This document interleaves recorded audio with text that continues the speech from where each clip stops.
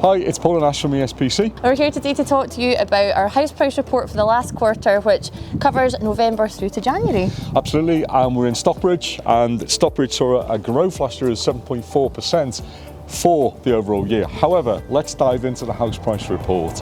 So Paul, one of the first things that I think everyone always wants to know is how much are the properties selling for? So can you just talk us through a little bit about the average house price? Absolutely, national obsession, house prices.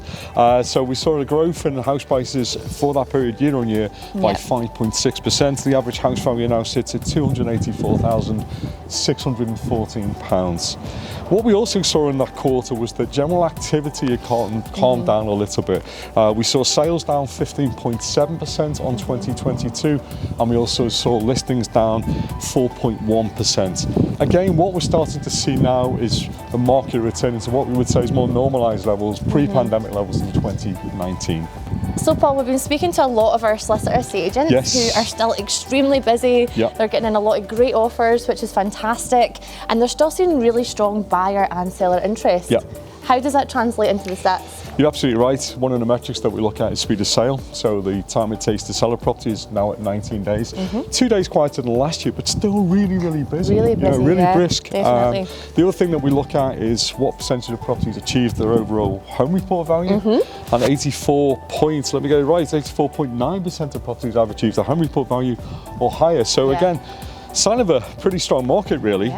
Overall, those properties that did achieve the home report value, the premium was 104.8%. So again, you know, another good strong indicator that the market is still real life in the market at the moment.